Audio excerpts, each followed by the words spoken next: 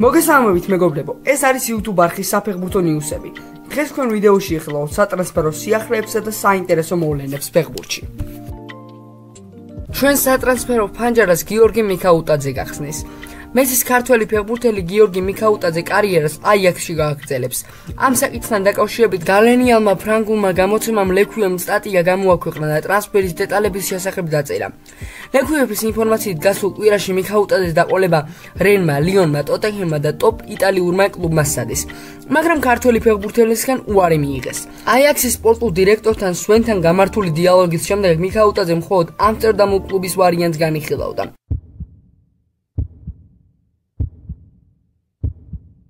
ფრანგული გამოცემის მიხედვით კლუბთან 4 წლიან კონტრაქტს გააფორმებს. აიაქსი მის სანაცვლოდ 16 მილიონ ევროს გადაიხდის. ბონუსების გათვალისწინებით კი თანხა 20 მილიონამდე გაიჭრდება. ცნობისთვის მიმდინარე სეზონში 22 წლის ფეხბურთელმა მესის მაისურით ლიგა 1-ში 3 შეხვედრა ჩაატარა. თავი კი 2 გოლითა და 1 საგოლე გადაცემით გამოიჩინა. გასულ სეზონში გიორგი მიქაუტაძე საფრანგეთის ლიგა 2 საუკეთესო ფეხბურთელად დასახელდა. 31 აგვისტოს საქართველოს დროით საღამოს 8 საათზე მონაკოში ჩემპიონთა ლიგის 23-24 წლების სეზონის ჯგუფური ეტაპების წილისყრა გაიმართა. თაა ჯგუფები საკმაოდ საინტერესოს გადანაწილდა. ყველაზე პრესტიჟული ევროტურნირის სტარტზე ფეხბურთის გულშემატკივრები ძალიან დაძაბულ და სანახაობრივი მატჩების მომსწრე ხდებიან. ხვიჩა ყვარაცხელიას ნაპოლი C ჯგუფში რეალთან, უნიონ ბერლინსა და ბრაგასთან მოხვდა. გიორგი კოჩალოიშვილისა და ირაკლი აძაროვის დონეცკის შახტარი H ჯგუფში ბარსელონას, ანტვერპენსა და პორტუს დაუპირისპირდება. ხოლო დავით ხოჭოლავას კოპენჰაგენს A ჯგუფში მიუნხენის ბაიერთან, მანჩესტერ იუნაიტედთან და გალათასარაისთან მოუწევს ყოფნა. ამრიგად, ჩემპიონთა ლიგის ახალი გათამაშება სტარტ 19 სექტემბერს აიღებს. ჯგუფები კი ასე გამოიყურება. A ჯგუფი ბაიერნი, მანჩესტერ იუნაიტედი, კოპენჰაგენი, გალათასარაი, B სევილია, არსენალი, PSV ლანსი, C ნაპოლი, რეალი, ბრაგა, უნიონ ბერლინი, D ბენფიკა, ინტერი, ზალცბურგი, სოსიედადი, E ფეინორდი, ატლეტიკო, ლაციო, სელტიკი, F PSG, დორტმუნდი, მილანი, ნიუკასლი, G მანჩესტერ სიტი, ლაიფციგი, ცვენა ზvezda, იანგ ბოისი, H ბარსელონა, პორტუ, შახტარი, ანტვერპენი. ასევე მინდა გითხრათ, რომ ჯგუფური ეტაპის წილისყრის დასრულების შემდეგ UEFA წლის საუკეთესო ფეხბურთელისა და მწვრთნელის ვინაობა დაასახელა. ნომინაციაში კევინ დე ბრუინი, ლიონელ მესი და ერლინგ ჰალანდი იყვნენ. ამ სამეულში გამარჯვება კი სწორედ ამ უკანასკნელს სარჩა.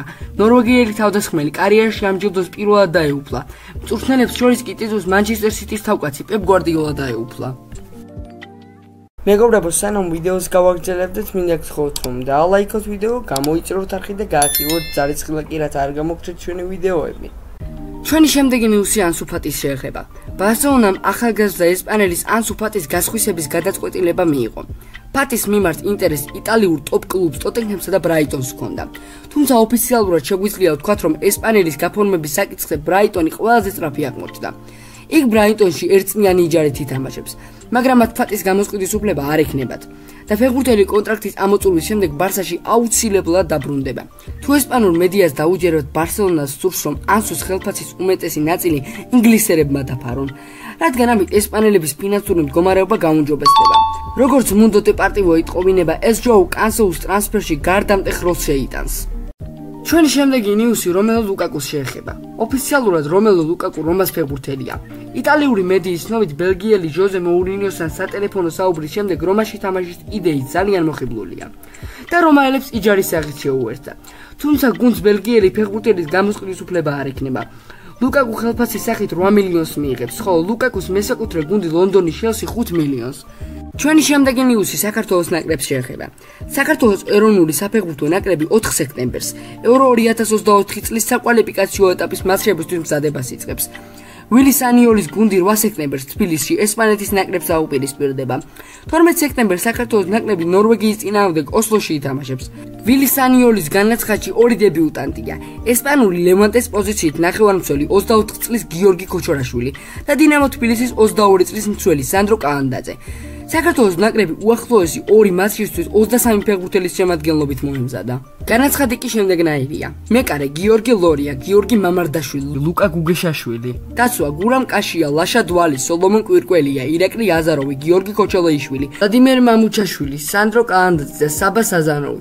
ხოლო რაც შეეხება ნახევარდაცვასა და თავდასხმას, ოთარ კიტეიშვილი, საბა ლობჟანიძე, გიორგი ჩაკვეტაძე, ანზონ მექვაბრიშვილი, ლუკა გაგნიძე, გიორგი აბურჯანია, გიორგი წიტაიშვილი, ზურიკო დავითაშვილი, გიორგი ქოშორაშვილი, გიორგი მიქაუტაძე, ქუჩა ყვარაცხელია და ბუდუ ზივზივაძე. ასევე მეგობრებო, ვიდეოს კომენტარებში აუცილებლად გაგვიზიარეთ თქვენი აზრი, რას ფიქრობთ საქართველოს ნაკრების განაცხადზე და რა შედეგს დადებს ჩვენი ნაკრები მომავალ მატჩებში.